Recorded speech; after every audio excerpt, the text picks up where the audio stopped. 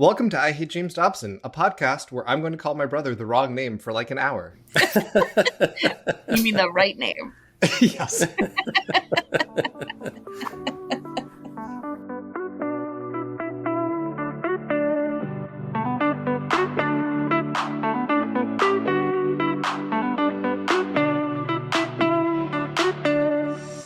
Welcome to I Hate James Dobson. My name is Jake. I'm a former evangelical turned queer sex therapist. And today, I'm exhilarated to be joined by my xenial co-host with a xanthonous personality and xiphoid wit, a friend at the xenographic and sometimes X-rated excursion, Brooke. Hi, Brooke. Hi. You wouldn't believe how many words start with an X that are about trees. I can't even think of one word about trees that starts with X. Is xiphoid's like a body thing, right? Yes. Yeah, I think so. I knew what they meant when I wrote it down. Editing Jake here, xiphoid means sword-shaped. I was saying that she has a very sharp wit. That's my favorite part of writing the scripts is just like for an hour, like pulling up dictionary and thesaurus and rhyming dictionary sometimes. I'm really impressed how many things you got without kind of leaning on the EX thing. Just kind of extremely excited. For V's, I was tempted to do, I'm very, very, very, very, very, very, very, very, very welcome. That would have been a good one too. Brooke, how are you? Super great. Happy to be here as always. Can't wait for the trauma. Can't wait to find out what we're doing. Excited about our very special guest today. Yes, readers, as you might have heard, we have a very special guest today. One of the smartest people I know, a rocket scientist, a new father, and the reason for our mugs. Readers, please help me welcome my brother, Kevin, to our show. Not a rocket scientist, but also excited to be here. You work at NASA, you're a rocket scientist, goddammit. I'm a systems engineer, so I know nothing about rockets other than like the pointy end goes up and the flames go at the bottom. I'm more interested in like once you get into space, how do you do stuff? I've always been told you're a rocket scientist, so that's what I'm going to believe. Well, Jake's a liar. Well, I named you Kevin, so Kevin, I have a very important question. Why do you hate James Dobson? I just feel like he's got his grimy little fingers in everything, and everything that's bad about America right now, and it's very frustrating to see people like him being so successful and having such an influence over every single thing in my life in very frustrating ways. Yes. Obviously I created the show and I named it, but just by doing the research for the show, I've been like, oh my God, he's in that too? Mm-hmm. He's in that too? I remember a long time ago when you were first researching stuff for the podcast and you were going through books and I was like, oh, that's where that thing from my childhood comes from. There's just a lot of things that aren't even from mom and dad necessarily, just from the cultural milieu of our childhoods that I didn't even know was a James Dobson thing. The cultural impact he's had, I don't think can be overstated. I do remember going to Wits End in Colorado Springs as a child. You did? Did we? I don't remember this. I did at least once for the focus on the family like Disneyland thing. Yeah. So, Brooke, as we've talked about before, we'll do a whole episode about it one day. There's a radio drama called Adventures in Odyssey. Mm-hmm. And at the Focus on the Family headquarters, they did a real life version of like the main location called Wits End. And it's like a big playground for kids. And you get there's like a soda place you get to go. I think. I don't have memories of this clearly, but I didn't know you got to go. How old were you when we left Colorado? Like 5 or something? I was turning 4. Yeah, so I think that you were there also, and you were just too young to remember any of it. What could have been? And now we've come full circle. Very much so. Kevin, you and Kelly have been some of my biggest supporters in this project, and I just want to say publicly on air, I really appreciate all of the late night messages that I've sent to you, all of the weird questions, all of the thoughtful tips and insights that you've been able to give. And I will get Kelly on the show one day soon. I'll have a whole episode dedicated to her. Like this one is dedicated to you. It's been a huge pleasure, and it's really been gratifying to see all of the success that you've had. I kind of remember going into it, I was like, there's going to be like 2 people who listen to it, and it's going to be fun for Jake and maybe cathartic as well. And so it's really cool to see how many readers from around the world that really resonate with your show. And I know how the just immense amount of work and research that you've poured into it is amazing. With like, you have a full-time job and a boyfriend and a life and stuff, and I don't know how you do all of that. Thank you so much. I really appreciate that. I'm so glad someone finally has acknowledged the hard work that I do here. Yes, it's really a team effort. It really is not a team. Jake was telling me about all the times when you're recording is it in your office or is it in Karina's office, like until midnight? And my office. In your office, okay. Yeah. Mm-hmm. So, I mean, that's not nothing. Man, it's a lot of work, and I appreciate it, because the show every other week is a great thing for me to listen to in the morning when I'm like going on a run or going to work. So for today, we're going to get to our topic, but I want to take you on a little bit of a journey. I want to start with a man named Matthew Patrick, more widely known by his nickname Matt Pat. He's the creator of a well-known YouTube channel called Game Theorists. But not Matt Pat. Yeah! Have you ever heard of Matt Pat? No, but these things are all made up. I mean, it was a made-up name, but his YouTube channel, Game Theorists, is one of the most successful channels, and it launched a very successful career for him outside of that. All right, he's become an actor, a producer. He's now a political lobbyist. He even met Pope Francis in 2016 and gifted him a copy of the video game Undertale, which I think is delightful. One of his early videos for the YouTube channel Game Theorist is called Game Theory, Super Mario Pipe Dreams. At the end of this video, Matt Pat proclaims a tagline that is pretty well known for him, but that's just a theory, a game theory. Oh, I have heard this. Yes, that's Matt Pat. Today, we're going to be talking about another pretty famous theory, the theory of evolution. Oh, fuck you.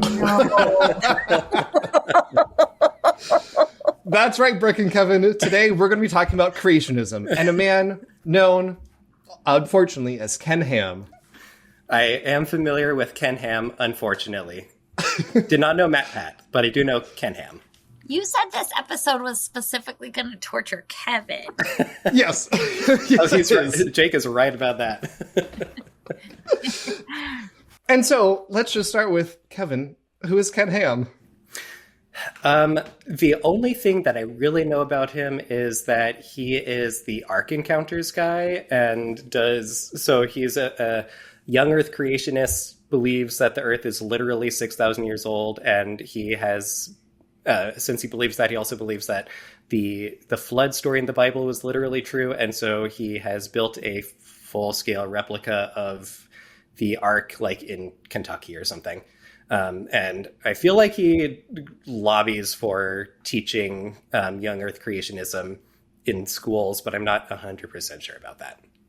You're correct. Yes, all of these are true facts about Ken Ham.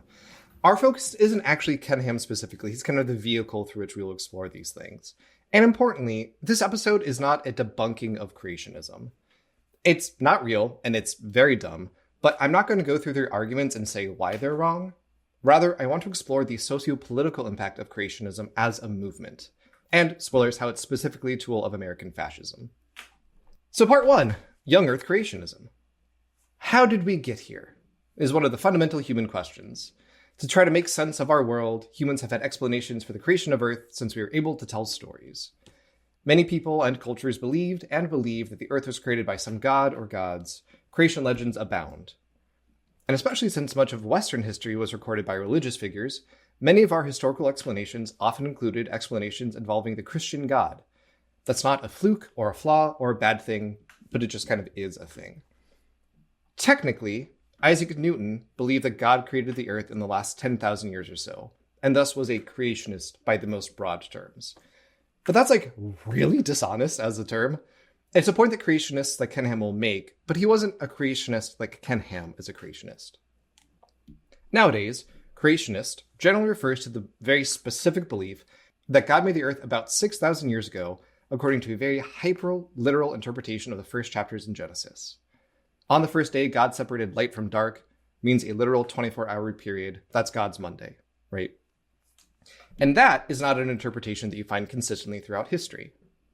In the scientific revolution, during the period known as Enlightenment in the 1700s, a man named James Houston created the field known as geology, and by studying rocks, he realized that the Earth was much older than the 10,000 or so years that we had assumed. Science continued to progress, and we continued to learn more about the natural world around us. And in 1859, your boy Charles Darwin published a book on the origin of species, in which he posited that all living organisms evolved over time from some common ancestor. In general, thinkers, religious and secular alike, generally incorporated these discoveries into their beliefs. It was not an uncomplicated journey, however. In the 1900s, American Protestant churches were split over the fundamentalist-modernist controversy. Historians need better branding. That is a terrible name for that. Essentially, modernists sought to reconcile scientific differences with their faith. Fundamentalists did not do that. That's basically a split there. Which brings us to two key events. This is really where our story starts. First, in 1925, a Tennessee high school teacher, John T. Scopes, was found guilty of teaching human evolution. This is known as the Scopes trial. Brooke, do you know anything about the Scopes trial? Nope. Fab. Cool. We're not going over it in detail here. It is really interesting, and it's often, I think, really misunderstood. I think one of the biggest misunderstandings is that he was found guilty of teaching evolution. The anti-evolutionists won this case. However, the subsequent death of William Jennings Bryant, who was involved in the case and also a very important leader in the evangelical movement at the time. We do not have the time to get into him today. His death shortly after this trial caused Protestant fundamentalists largely to step back from American political life until the time of Reagan and Dobson. Right, so from the 1920s to 1970s-ish, we get this lull in fundamentalists as a political bloc. This wasn't just a battle over evolution, it was a battle for cultural control. Second, in 1923, a Seventh-day Adventist named George McCready Price published a book called The New Geology. Pause here. Kevin, do you know anything about Seventh-day Adventists? I know a couple of things about them, mostly that they... I might be getting them confused with a Jehovah's Witness, where they specifically always call God Jehovah. That feels like a Jehovah's Witness. So no, I don't know anything about the Seventh-day Adventist. Cool. I didn't know a ton about them. I still don't really know a ton about them. I do know that it is a sect of Christianity that is, depending on who you talk to, sometimes considered Christianity and sometimes not. It was founded in Michigan, which I thought was neat, and focuses a lot on the imminent second coming of Jesus, that we are in the seventh day of this era of time before Jesus comes back. Part of the reason that they're so controversial in Christian spaces is that they rely a lot on the writings of Ellen G. White, one of its co-founders and essentially prophetesses, who claimed to have visions of experiences with God, which revealed truth to her. So it's the Bible and also this lady's writings. A New Geology was heavily inspired by Ellen G. White's belief.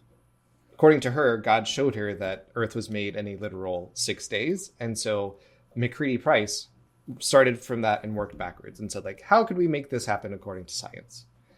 This book didn't make a huge splash at the time. But in 1961, two guys, Henry Morse and John Whitcomb Jr., were inspired by A New Geology and wrote the book The Genesis Flood, which argued that the age of the Earth was all geologically recent and that the flood from Noah's Ark was why rock layers look like that. I think it's important to note, Henry Morse was not a geologist, he was a hydraulic engineer, and John Whitcomb Jr. was not a scientist of any kind. He was just some guy. I think those dates are really important, though. We got the 1920s and then the 1960s when this really took off. This is a really new movement. This isn't harkening back to some old times. This is a theme that we come to quite a bit on the show. But American fascism likes to say, we're just making America great again. We're going back to something, when it is a very modern, very new, very ahistorical kind of movement. And I think that that's true for modern white Christian evangelicalism in the United States also. They claim that they're kind of going back to the original teachings of the Bible, but it's the conservative ways that they express their religion is very different from how Christianity would have been practiced throughout most of time. It's just a completely I guess not a completely new invention in the last 100 years, but almost all of it is just an interpretation that would not have existed more than 100 years ago. Absolutely. Absolutely. And I think that is a really big contention that I have with people like Dobson and Christian nationalists generally. It's like, you're just making this up. This is all made up and recently. As opposed to like queer people who actually have existed throughout all of time. This is actually just a natural variation of the human experience. This book, The Genesis Flood, was incredibly successful and it broke creationism out of its confinement. It went through 29 different printings and sold over 200,000 copies. And it was regularly read on Christian radio broadcasts and helped solidify creationism as a pillar in the fledgling evangelical homeschooling movement.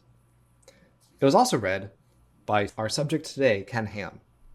So part 2, I have just called Ken Ham is the worst. I hate Ken Ham. I do hate Ken Ham. Kenneth Alfred Ham was born on October 20th, 1951 in Cairns, Australia. Cairns? It's so hard to say. Yeah. Cairns, if you're from Australia. I've been there. You've been to Cairns? Cairns. Why in the world have you been to Cairns? Cairns. Our Australian readers, we love you. We're sorry. Sorry, I'm saying it wrong. I don't know. It's Cairns, right? Yes. That's like way up at the tippy bit, right? Like the middle of nowhere. Yeah, It's so beautiful. It's where the coral reef is. Was. Wow. We've been watching a lot of Below Deck Down Under. Cairns. We're in Cairns. Can I tell you a quick story? When I was there, they told us that we could buy whatever we wanted at the gift shop, just not black coral. We're not allowed to bring it into the U.S. And then that's the only thing I've ever wanted ever since then was black coral. I was like, can I just look at it? Can you just take it out of the case? Can I just see it? And they're like, no, lady. And then Cairns is also where I had a lizard in the hotel room. And I was so scared. And so my friend went down and was like, can we get a different hotel room? And they were like, yeah, but there's probably going to be a lizard. And that's all my stories from Cairns. Incredible. Yeah. We've had like 4 lizards in our house in the last month. They just like keep sneaking in.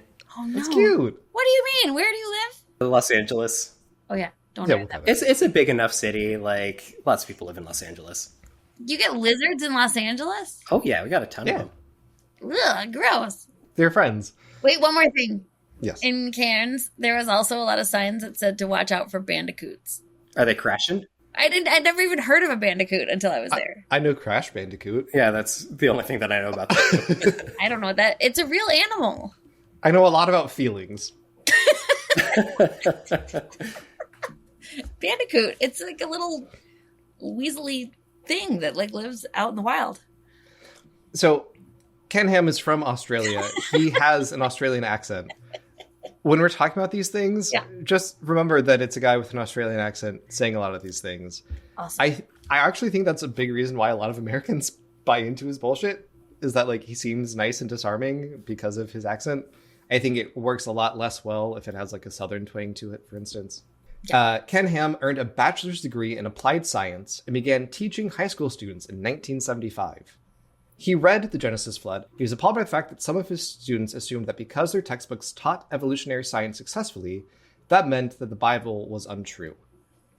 About the author of The Genesis Flood, Morris, Ken Ham said, quote, "He is one of my heroes of the faith.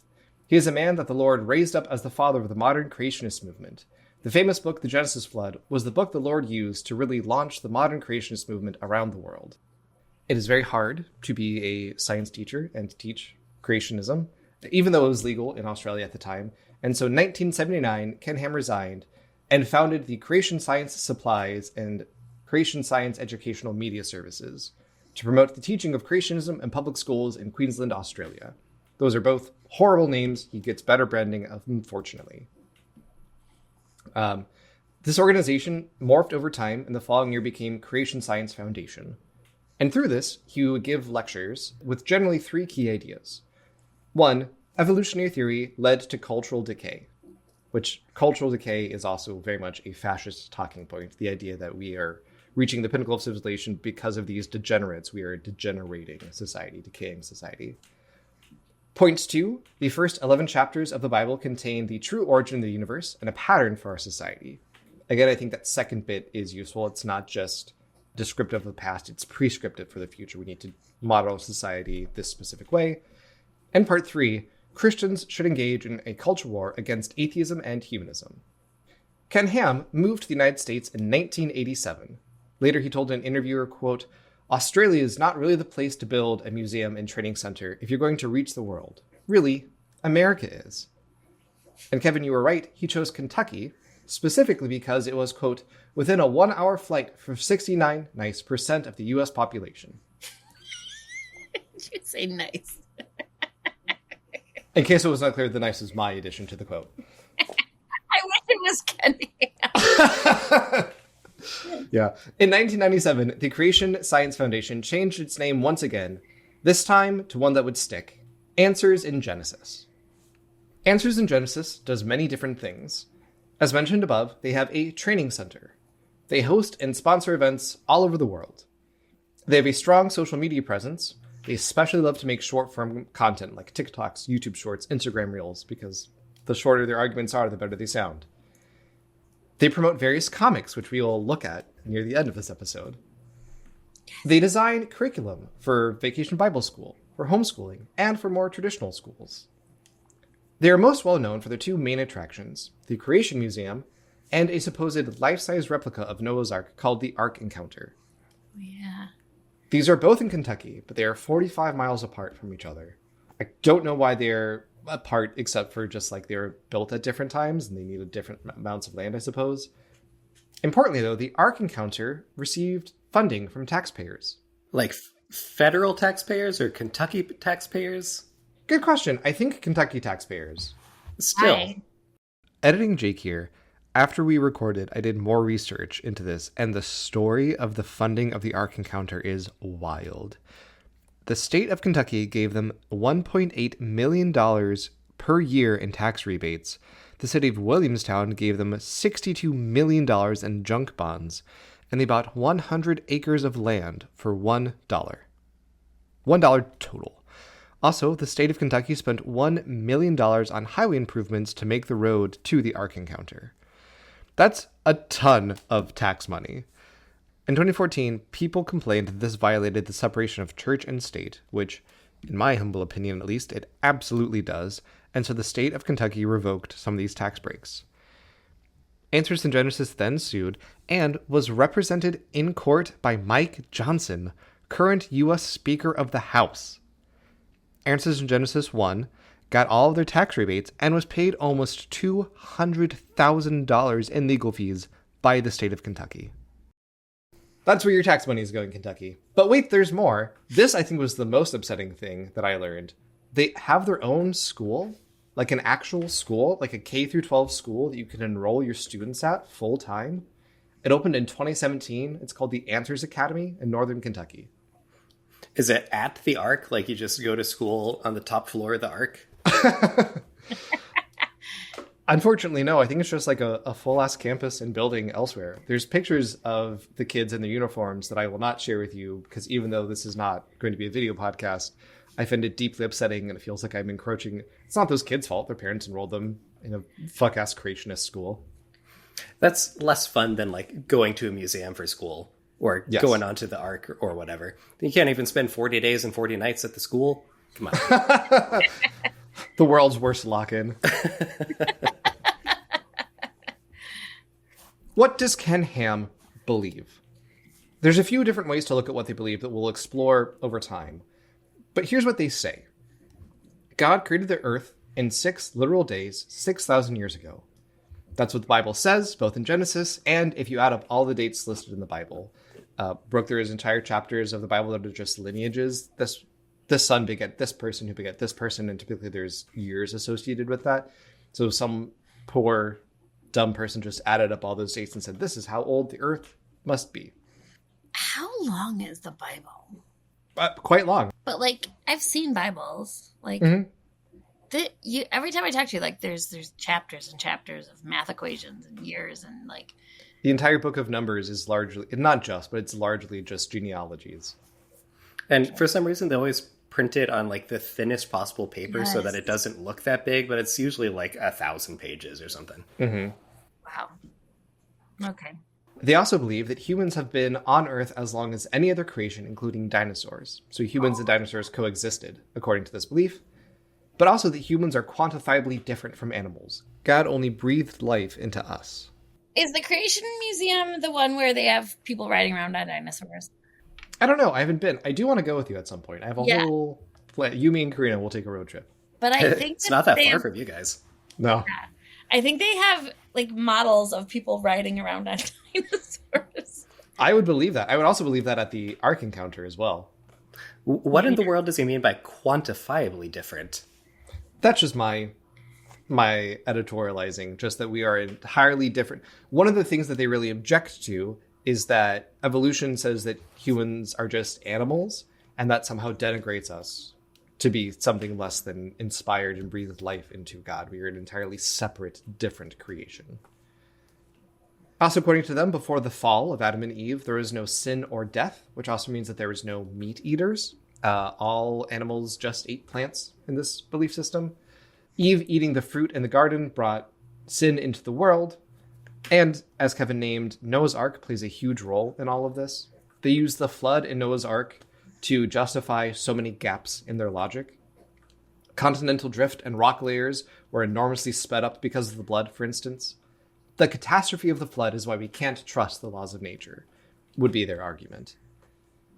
We also have many different cultures and languages because of the Tower of Babel, right? So that's how they understand, right? It would take hundreds of thousands of years for entire different cultures and races and languages to form, or Tower of Babel fixes it.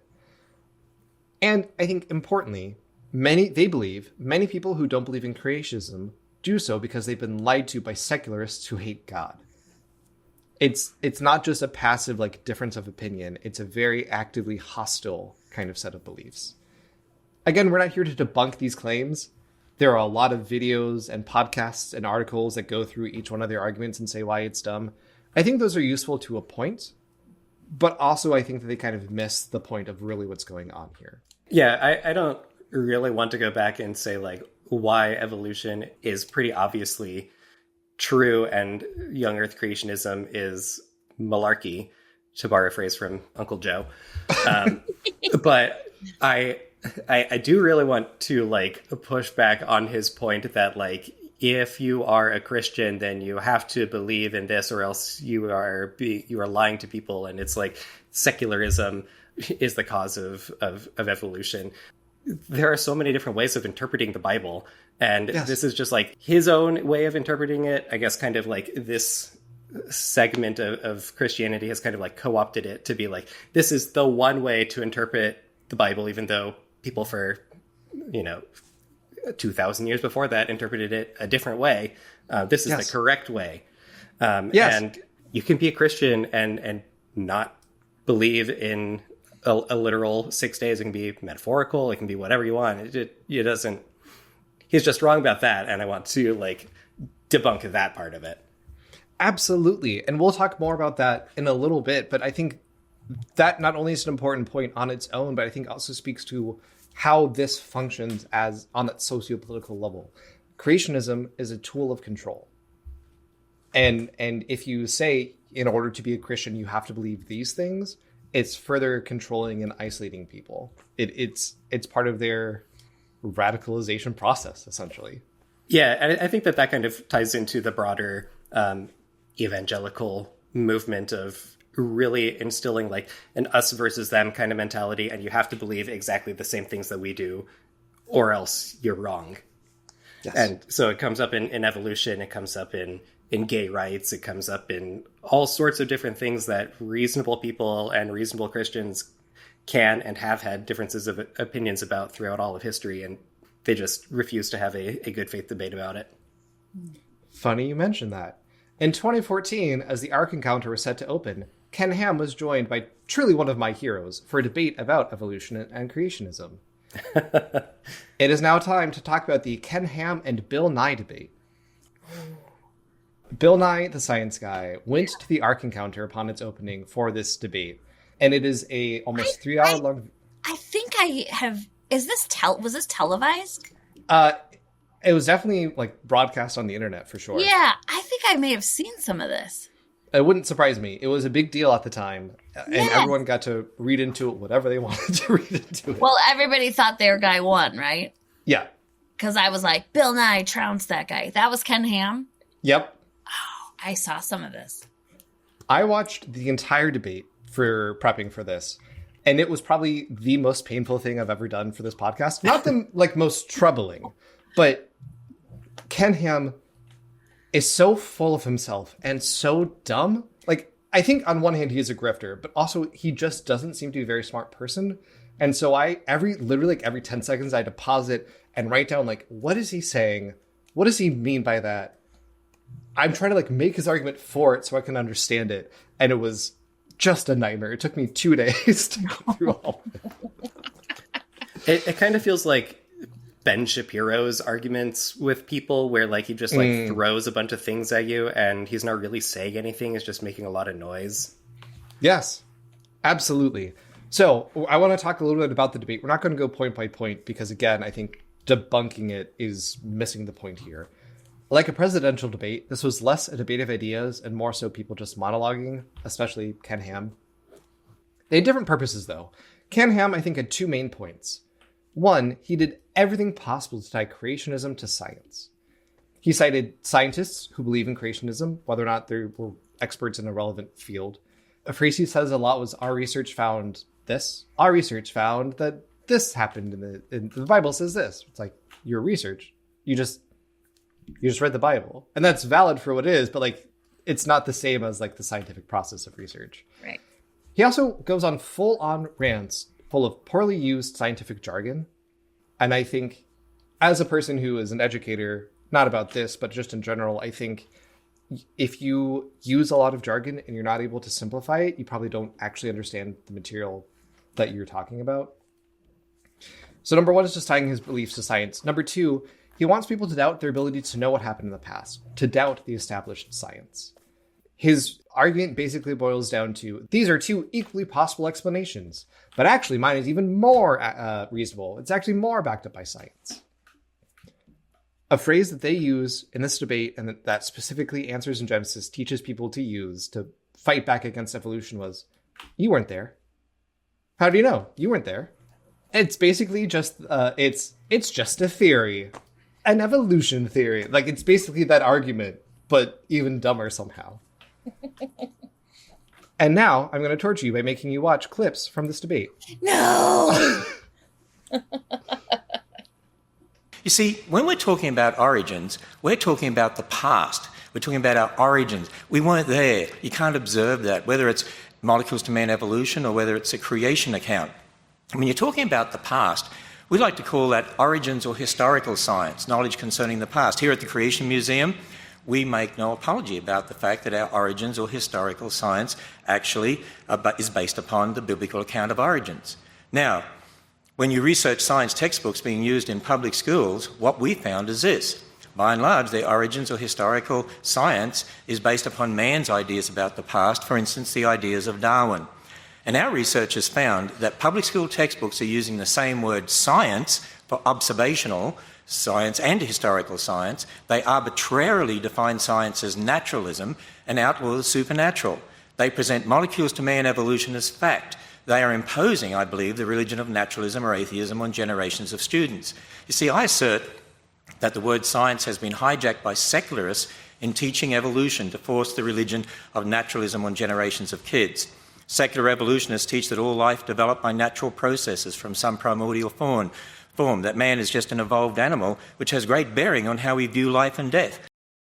Yeah, and so meanwhile, I feel like he's obfuscating the word science as well, from just like a process in which you try to figure out what actual data and observable stuff that you have and try to make reasonable conclusions from that. And so he's obfuscating that by like mingling it with just like knowledge of the world and how it operates, when I feel like science is really much more of like a process. And so I don't think it really even makes sense to try to do like biblical science, because it is kind of by definition using data points that you can't observe. Yes, absolutely. The question I had next is, Kevin, what's science? So I appreciate you taking the initiative for that.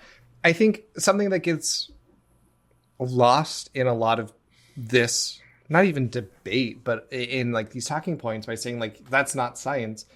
It's not to say like biblical research is a bad thing. They're just different constructs. You're just doing different things here. They are each good for what they are. Science cannot answer the question of like, what does it mean to be a human? That is a philosophical question that you cannot get an objective answer to, right? That is what things like religion or philosophy are for. And I think science, following kind of the same logic, has to be naturalistic. If you're doing it to like describe supernatural things, it's no longer science because it's just a different process, a different philosophy, and it's something other than science at that point. Exactly. Those are the two things that Ken Ham was trying to do. He's trying to tie himself to science, and he's trying to also say, but you can't trust science, what's going on. Bill Nye was doing a couple different things. One, he did present evidence for the age of the Earth and for evolution. I actually think that is what he spends the least amount of time on, and also probably what he's weakest on. Not that his facts and logic are bad, but like, again, Ken Ham's not actually trying to debate the factual points. Ken Ham's doing something different. To that point, though, he spends a lot of time rhetorically discrediting Ken Ham. I think this is actually where he's strongest. I have a clip that we're going to watch now. I have a couple clips. We're going to watch a lot of clips throughout this. I had to suffer, and so will you. While you're bringing it up, it's just, there are so many like triggers from my past from that video about like, you went there, and the molecules to man evolution as opposed to like microevolution versus macroevolution. I remember specifically when we lived in North Dakota, I feel like that was the church that came up the most. There are billions of people in the world who are deeply religious, who get enriched, who have a wonderful sense of community from their religion. They worship together, they eat together, they live in their communities and enjoy each other company. Billions of people. But these same people do not embrace the extraordinary view that the Earth is somehow only 6,000 years old. That is unique. Gosh, shout out to his Juno and Maven stickers. What are those? Juno and Maven are both JPL probes. Juno is currently in orbit around Jupiter, and if the president's proposed budget passes, then it'll be cut and shut down for no good reason, even though it's a perfectly good satellite still. Maven is in orbit around Mars, so shout out to JPL for both of those, and the stickers on Bill Nye's laptop. That's fun. That's really cool. We have a real rocket scientist on the podcast. Not a rocket scientist. Those sound like rockets to me. But yeah, good job, Bill Nye, trying to like do the same point that I was trying to make, but a lot better than I can. Right, so he's doing a couple of things here. One, he is saying many people who are deeply religious have no problem with evolution, and his Ken Ham's confluence of creationism and real Christianity is bullshit. Also, he says this a couple times. He really emphasizes this over and over again. He only refers to creationism as, quote, Ken Ham's creation model. It's really like tying it to him and saying like, it's just some fucking guy who's saying this. He also, not in this clip, but just in general, talks about real science as, quote, the outside world. That's how we do things on the outside, is a refrain as well. He's not trying to convince Ken Ham. He often takes time to talk to, quote, taxpayers and voters about the inherent value of science literacy. And I think that's really his purpose in this debate, is to show not just that creationism is stupid, but the consequences of really adopting it. We're going to watch another clip. You should know that one of Ken Ham's points is that radiocarbon dating is bad. It's not. It's stupid. But Bill Nye here is talking about the usefulness of studying radiation and nuclear science generally. Now, if in the bad old days you had heart problems, they would right away cut you open. Now we use a drug based on rubidium to look at the inside of your heart without cutting you open. Now, my Kentucky friends, I want you to consider this. Right now, there is no place in the Commonwealth of Kentucky to get a degree in this kind of nuclear medicine, this kind of drugs associated with that. I hope you find that troubling. I hope you're concerned about that. You want scientifically literate students in your Commonwealth for a better tomorrow for everybody. You can't get this here. You have to go out of state. So again, his point isn't necessarily to debunk creationism. He is showing the consequences of adopting anti-science beliefs in ways that honestly now feel somewhat prophetic. Like at the time, it was pretty clear what was going on, but he has a whole multiple tangents that I didn't include here about like, if the US stops innovating, we will lose our ability to be leaders in the world. And that is exactly what's happening now. So, did Bill Nye win this debate? Yes. Everyone has a take. Brooke says yes. I think by participating in this debate, he lost. Right? Like there was no way he could really win this debate. He was never going to convince Ken Ham or his followers. By going, he granted a degree of scientific legitimacy to them. That being said, I thought he did well in the actual debate. I think he threaded a line between factual explanations and calling Ken Ham on his bullshit. We have another clip. So this idea that you can separate the natural laws of the past from the natural laws that we have now, I think is at the heart of our disagreement. I don't see how we're ever going to agree with that if you insist that natural laws have changed. It's, for lack of a better word, it's magical. And I have appreciated magic since I was a kid, but it's not really what we want in conventional mainstream science. It's a short clip, but I think Ben Nye calling your beliefs magical is about as harsh as Ben Nye will ever get with anybody. It's basically him saying you're a dumb slut. Yeah. And I think it really stands out in how polite he tries to be and how gracious he tries to be. That he's willing to be like, you're just wrong. You're just dumb. There's something that I kind of see that comes up in kind of the political moment as well, where the weakness of Bill Nye's argument here is that science is nuanced. Science has a lot of like questions kind of just by design. And so it's really easy for your Ken Hams of the world to come in with all this bravado and kind of like shout it down. And it's just easy for like the nuance and the uncertainty that's kind of implicit to science to get lost to all of the shouting down. And I feel like that comes up not just in this debate, but also in a lot of the like political debates that are happening in the country right now, where you try to have this nuanced point about like how to make the world how to make the United States at least a better place. And if you're coming in with just like anger and hatred and you don't care about the facts, it's a lot easier to just like shut down that debate and make it seem like you win, even though you're not really saying anything. Yes. And I would like to point out that I think maybe you've called Bill Nye Ben Nye a couple of times.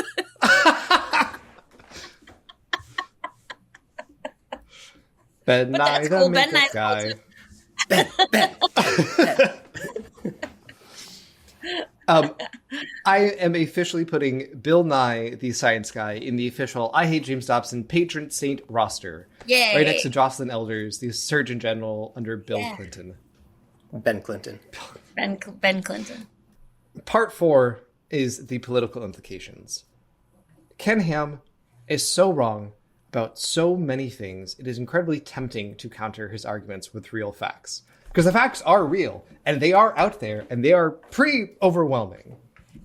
But he's not really making a factual claim. He's making a prescriptive claim, saying this is how things should be. I don't care how things are, this is how they should be. And to fight on a factual basis is, I think, almost always missing the point. Also, for what it's worth, most people don't know the real science. They don't have the background and knowledge for it. It can very quickly become a confusing mess of overwhelming terms, unless you are a very talented communicator like Bill Nye. And even then, he wasn't always super clear, right? It's so easy to get lost in the sauce talking about nuclear decay when a proton becomes a neutron, or the rock layers and geologic dating and stuff, right? You can't really get lost in that. It's so easy to get lost in that. I think we need to look at what Ken Ham is doing rhetorically and what he actually wants. On one hand, creationism is dumb and inconsequential. Like, I don't care if you, reader, are a creationist. I would be confused if you were, because this is our show, but like, go off.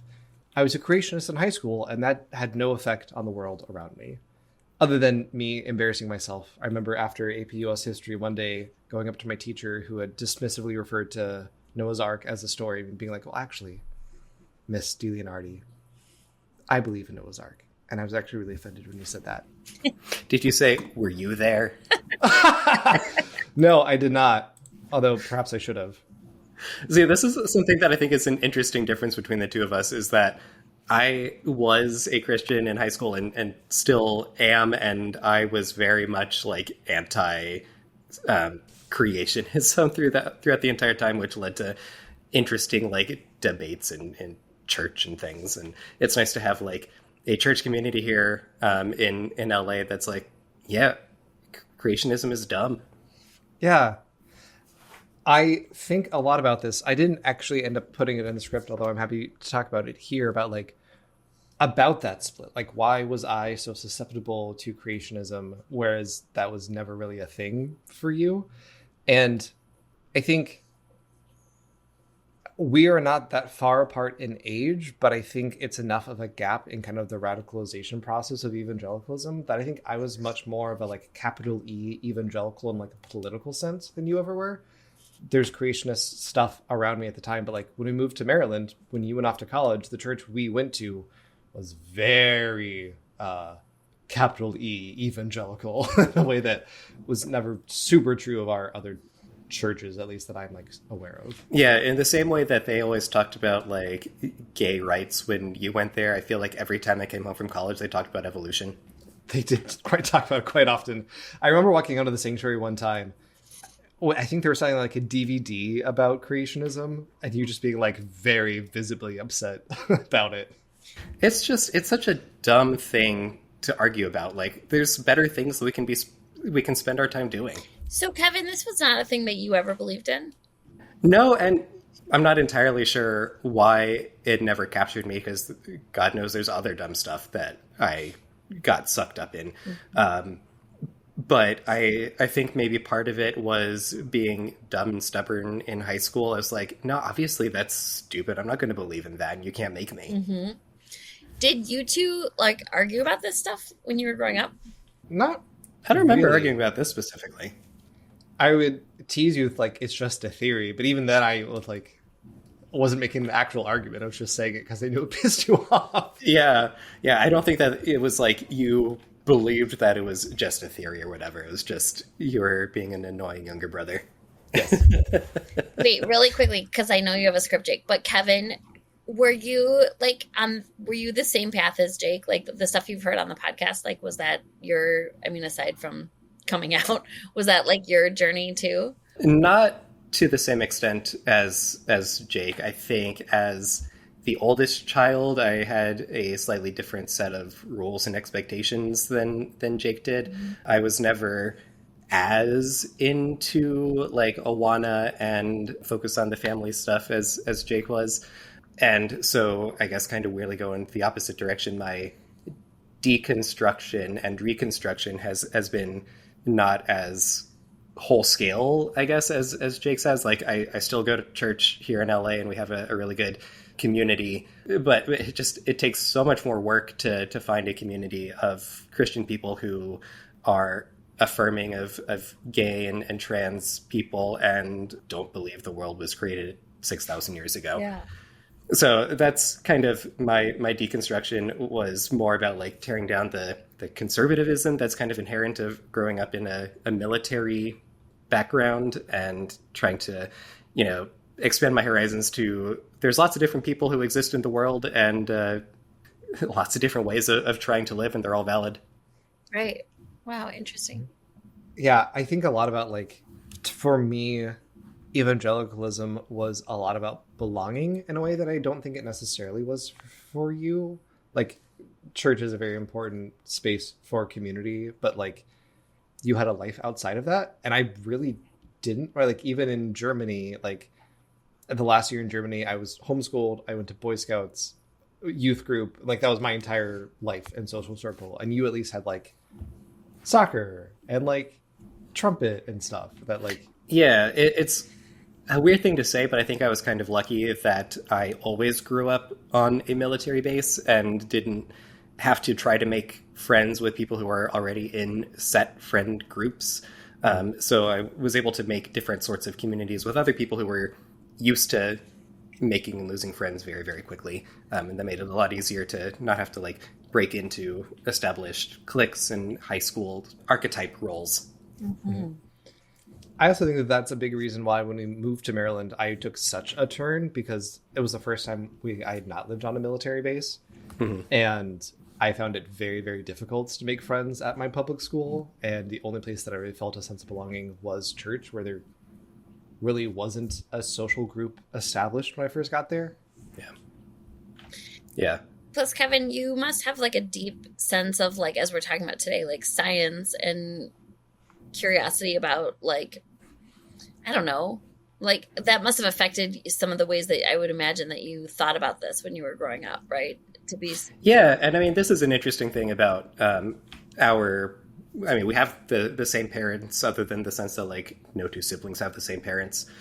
But I feel like our mom and dad were very supportive of like scientific inquiry, and they never pushed back too hard when I was talking about like scientific stuff and believing in evolution. They're never like, no, you're wrong for believing in evolution.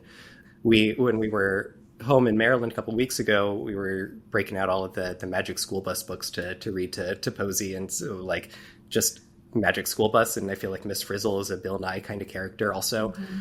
That was really a big thing in my childhood, and it was a big part of like what Dad does for work. So it's interesting that we kind of diverge, because I think our parents have been very supportive of the scientific method. And I think that's another thing, like when we're talking about the Ken Hams and other creationists of the world, of like you don't necessarily need to have a scientific degree to practice science. Like I am an engineer rather than a scientist, and I definitely don't have a PhD in anything. It's really just kind of like the open-minded philosophy and trying to follow where the objective data and information leads you. Mm-hmm. Yeah. I think even when I was a creationist, it wasn't like I've been saying about Ken Ham, it wasn't like an intellectual argument, really. It was creationism is a litmus test for the in-group. And this is the line, this is what I'm supposed to say. I guess it was like a cognitive dissonance, but I remember like something that our parents said when we were growing up, that really sticks with me, is like God gave you a brain for a reason. And like really that like scientific exploration was really encouraged. And it was only when I was confronted with the actual science behind evolution that I was like, maybe there's something to this. Like, I remember being like, well, like microevolution, clearly that's a thing, but macroevolution, that can't exist. And being like, well, they're the same thing, just over different amounts of time, actually. And just that forcing me to be like, well, okay, maybe what I believe is wrong and stupid. Like, if that was what it took to get me to change my beliefs, I didn't really intellectually believe it all that much. But for it to be a litmus test made it really threatening. And I have a clip about that. Microevolution's the slippery slope to secularism. And now I'm gay, so look, here's right. See, the battle is really about authority. It's more than just science or evolution or creation. It's about who is the authority in this world, man or God. If you start with naturalism, then what about morals? Who decides right and wrong? Well, it's subjective. Marriage, well, whatever you want it to be. Get rid of old people. I mean, why not? I mean, they're just animals. They're costing us a lot of money. Abortion, get rid of spare cats, get rid of spare kids. We're all animals. But if you start from God's word, there are moral absolutes. God decides right and wrong. Marriage, one man and one woman. Sanctity of life. We care for old people. They're made in the image of God. Life begins at fertilization, so abortion is killing a human being. We do see the collapse of Christian morality in our culture and increasing moral relativism because generations of kids are being taught the religion of naturalism and that the Bible can't be trusted. This is not really my point. This is why every 10 seconds I had to stop and be like, what are you saying? How am I trying to understand this? It's that for 3 hours. Ken Ham there is saying, if you don't believe in creationism, you are just as bad as those secularists and atheists and abortionists and people who just want to, what did he say? Kill spare cats, kill spare kids. right? Like, Yeah. I love the idea that euthanasia is just going around and like killing old people. Like, we don't need those spare old people. Let's just kill them. Cover your cat's ears also. sorry, Fig. Sorry, Fig. What Ken Ham is saying is, trust me. Trust only me. Don't trust the experts. Don't trust other theologians who might disagree with me. Don't even trust yourself. Don't trust your eyes. Science is not any one thing, but if we're going to define it at all, it is that process of experiments, of trying something and seeing the result, and trying it again and seeing if you get the same result. That is how we get the body of knowledge known as science, is through repeated observation. Don't trust that. You can't trust that. Creationism is, again, about control. Deny your sinful self. Deny your sinful brain. Don't look at any complexities. Don't question Ken Ham. Kevin, you touched on this before, but like, you don't have to be a creationist to be a Christian.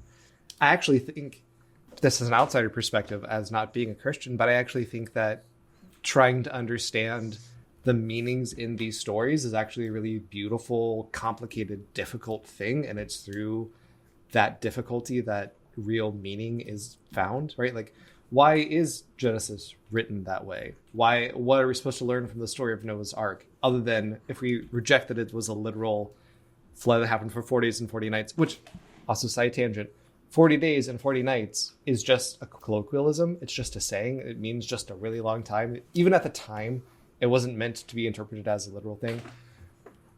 For what it's worth, I don't believe in Noah's Ark, but my read on the story is that it's about God balancing justice and mercy. There's wickedness in the world, but God loved humanity so much that he's willing to give them an escape.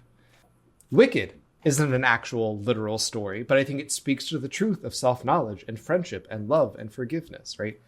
Wicked is not a religious text for me, I think, but I think it might be. but I think, right, like, the active interpretation and trying to find meaning of something is beautiful, is meaningful. And it actually, like, really makes me angry that Ken Ham flattens out the Bible so much. Actually, I think it's kind of blasphemous for what it's worth. Yeah, to like really engage with the text, you know, to understand the cultural context of it, to understand kind of the literary structures of it. It requires so much more respect for what Ken Ham would call the Word of God that I feel like he is unwilling to engage in beyond a superficial level. Yes. Ken Ham wants you to tie your entire religious experience to creationism in order to control you. Throughout the debate, Bill Nye is pretty explicitly motivated by the joy of discovery. He has a really beautiful segment where he's talking about how excited he is to learn things and to be wrong. He emphasizes that if you have any real proof that the world is only 6,000 years old, people want to know. He's willing to hear you out if you have real proof. By contrast, Ken Ham says this. And if when you die it's over and you don't even remember you were here, what's the point of the joy of discovery anyway? I mean, in an ultimate sense. You know, you won't ever know you were ever here, and no one who knew you will know they were ever here ultimately, so what's the point anyway? I love the joy of discovery because this is God's creation, and I'm finding more out about that to take dominion for man's good and for God's glory. Time. It's a short clip, but I think it's really informative. I want to focus in on a word that he said, how he ended that. He wants to take dominion for man's good and God's glory. Dominion is a very loaded word here. Dominionism is a political cluster of theories and movements that all center around the idea that America is the dominion of Christ. It's an essential part of the Christian nationalist movement is dominionism. It's not exactly how Ken Ham is using it here, but the idea of conquering the earth, quote unquote, for God's glory is incredibly insidious. And fascism, as a movement, one of the core pillars, the defining features of fascism is that it's anti-intellectual. Fascism is a very silly and relatively incoherent philosophy that relies on vibes and euphemisms. Scientists and scholars threaten that, which is why they are so often targets of fascist regimes, like we're seeing now with Trump targeting universities, and universities largely kowtowing to it. Creationism wasn't and isn't the only game in town here. Anti-vax stuff has been a huge political force, especially in the United States. Climate change denialism is too. And maybe this is just my experience and not generalizable, but at the peak of my evangelicalism, creationism was the main conspiracy theory I believed in. I believed in climate change and vaccines, but creationism seemed reasonable. I could buy into that. It is an end to a movement that can sweep you away with other bullshit. If you start denying science here, it's really easy to deny it everywhere else. Start denying expertise here, it's really easy to deny it everywhere else. We're almost at the end. I have a little fun treat at the end. As I mentioned, Answers in Genesis has their own comics, and I have pulled up some for us to look at today. It's so much fun. Somehow I've been seeing a bunch of like YouTube ads for the Ark encounter recently with these like two talking giraffes talking to each other, and thankfully they always have the skip button almost immediately because it just makes me annoyed. I hate that. I see them all the time. I have no idea what the giraffes say to each other because I can skip it immediately. We got to find out. The first two that we're going to look at are more about like their specific arguments that they make. Brooke, if you would describe this stupid cartoon. Yeah. They're two people looking at a T-Rex skeleton, like Sue the dinosaur at the Chicago Field Museum. And it says, what's the difference between an evolutionist dinosaur and a creationist dinosaur? And this first person says, a product of millions of years of evolution. And the second person says, wrong, Brenda. Buy it on merch now available. No, just kidding. The second person says, created by God only 6,000 years ago. Only the points of view being used to interpret the dinosaur evidence. The grass withers, the flower fades, but the word of our God will stand forever. One, as a political tool, again, this is trying to legitimize creationism and saying it's just a difference of interpretation. As a work of art, this is trash. This is so bad. Like, obviously I disagree with its message, but there's so much text, so much unnecessary text, right? It's like a chick track. Yes, it looks like a chick track. But it's worse than a chick track. Chick tracks are at least somewhat coherent in their art style, in like how they move. There's a lot of text on them, but like, makes me mad. This one's a little bit closer to a chick track to me. Kevin, if you would do the honors, can you describe this comic, which is a visual medium, for our readers, which is an audio medium? All right, so there are two guys. One of them looks a lot like George W. Bush. They're standing in the rain. One of them is holding up what looks to be a cell phone that says, today's weather forecast is 100% sunshine. And the caption at the bottom says, tell me again why I should trust scientists' ability to be accurate about life on Earth millions of years ago. With millions of years ago in bold and boomer ellipses. Oh, those are called boomer ellipses? You probably could just end it with a period. You're so right. I think these two like talk about their scientific arguments as much as they are. The next ones are like tying it to culture warrior things. So this is two people on a couch watching TV. The TV says, the U.S. Supreme Court has redefined, also in bold, marriage. And a person on the guy on the couch, it's a straight couple, of course. The guy on the couch says, and redefined one nation under God as well. With a Bible verse at the bottom. For the wrath of God is revealed from the heaven against all ungodliness and unrighteousness of men who suppress the truth in unrighteousness. There's also another Bible verse listed right above that, Matthew 19:4. It's not quoted. Yeah, I like how they just assume that you know what it is. Awana did not prepare me for this one, I must say. I knew Romans 1:18. So obviously the After Eden comics here are spiritually related to Answers in Genesis. Are they made by the Answers in Genesis people? Good question. I'm not totally sure. I don't know who Dan Latha is, other than what I read online. But if you look on the corner, it has copyright Answers in Genesis 2013. So I think they're the publisher of them. I have unfortunately seen these floating around in the ether. But yeah, I didn't know that they were specifically published by Answers in Genesis. And I also have no idea who Dan Letha is. Kevin, I don't know if you remember this, but our church in Germany put these at the end of every weekly bulletin. That must be where I've seen it before. Oh, Oh, God. And then this one is Noah talking to his contemporaries, and they're making fun of Noah, and they say, "Hey, Noah, what did you say was in the weather forecast?" And Noah says, "Judgment." There are two things that I want to point out. There's a Bible verse at the bottom. It doesn't matter. There's two things that I want to point out to this. One, the guy on the left looks a lot like Bill Nye yeah, he does. to me. Yeah. But two, I think that this is important because this, I think, speaks to their idea of a culture war, that all punishment is what us sinners and atheists and homosexuals and feminists and abortionists deserve: judgment. Like, they're gleeful to imagine us suffering. It's not an unfortunate part of their theology. They are motivated by hate and pain and suffering. That is actively what they want. They want judgment on us, not them.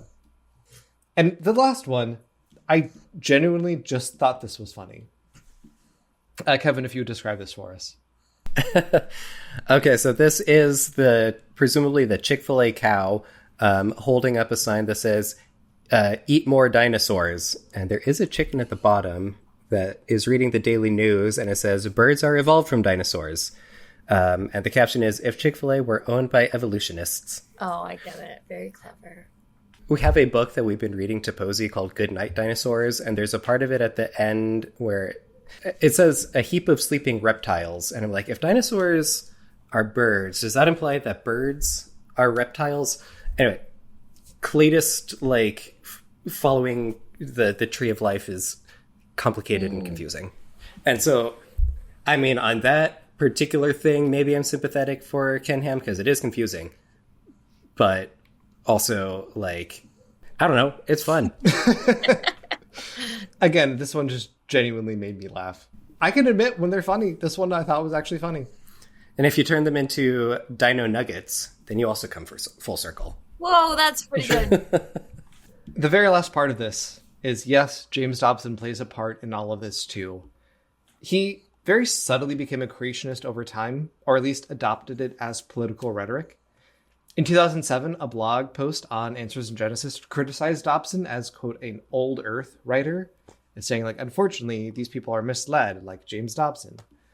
In 2016, Ken Ham was featured on Dobson's radio show, Family Talk, where he was allowed to uncritically talk about the Ark encounter and the quote-unquote science behind it. We've also noted in other books that he subtly digs at evolution in passing, especially when it criticizes public schools. This is a book that we'll talk about probably next episode, but the quote is, quote, "Nothing in the physical world moves from disorder to order without intelligence and energy being applied to it. This is what is wrong with the theory of evolution, which is a belief system asserting that things move upward towards perfection on their own without the benefit of intelligent design. It contradicts everything we can observe and examine." Which, in context, there's no context. He's not even talking about evolution in that. It's just, as an aside, fuck evolution. So James Dobson is very happy to co-opt it as political rhetoric because it makes the political points that he wants to make. Yeah, and somehow this always comes up in the homeschooling curriculum. It seems like they're always, specifically history and science seem to be the two books that are most often have a specific homeschool version of it, so that you can teach that evolution is wrong. Because history is writ by the victors, right? It's inherently a political act to tell the stories of what happened and when and why, and they have a very specific view of what happened and when and where and why. As I've said before, you can't debunk these claims in a way that will convince people. Right now, the political contours of this debate aren't, you have to teach creationism in school, but rather it's, teachers should be allowed to teach creationism if they want. It's framed as a freedom thing. Evolution is framed as indoctrination, which sets the narrative that other topics could be slotted in. They're indoctrinating about climate change. They're indoctrinating your kids to be okay with gay people. Whatever it is, evolution is not unique here, but it was among the first versions of this argument. We should not take creationism seriously. If someone is advocating for it, if someone's debating it with you, don't get into the mud with them. I think the only appropriate response is shut the fuck up. People who advocate for it are either stupid, like Ken Ham, or grifters, like James Dobson. Or at least that's what I think. That's just a theory. I hate James Dobson theory. And boy, oh boy, do I hate James Dobson. I hate James Dobson too. I hate Ken Ham and I hate James Dobson, but I love you, Jake. And Brooke, I feel like I've just met you. You're pretty cool. I love you too. You're pretty cool, Kevin. I love you too. And I love that you've made it into our merch. And I want to say something else, which is that I feel like Ken Ham is the kind of person who talks about himself in third person. And if you re-listen to this podcast and imagine that every time you, Jake, are talking about Ken Ham, it's actually Ken Ham talking about himself, I bet it's funny. Ken Ham believes in creationism. Unfortunately, you were talking earlier about how my dad will also call himself by his own name. In the third person. Yeah. But he does it in a like fun, ironic way. We'll say. Ken Ham's like, Ken Ham. But also, you got to do it in an Australian accent, which we will not do because I don't think we're good at that. Or I'm not good at it. I don't think we're good at that. Want to try saying cans again? Cans. I gotta look it up. Cans.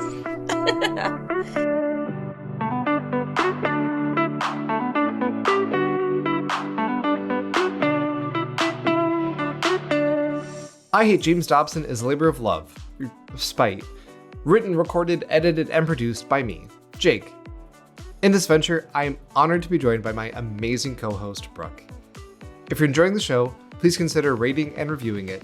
And if you want to connect with us more, you can find us on Blue Sky, Facebook, Instagram, Reddit, TikTok, and YouTube at I Hate James Dobson, and somehow still on Twitter at I Hate J Dobbs. You can also email us at ihatejamesdobson@gmail.com. We have merch available at ihatejamesdobson.printful.me or on our website, ihatejamesdobson.com. Our theme music is by Mood Maze and the song is called Trendsetter. Special thanks, as always, to Drew, Lindsay, DJ, Jack, and Gary. And thank you, readers, for enjoying our show.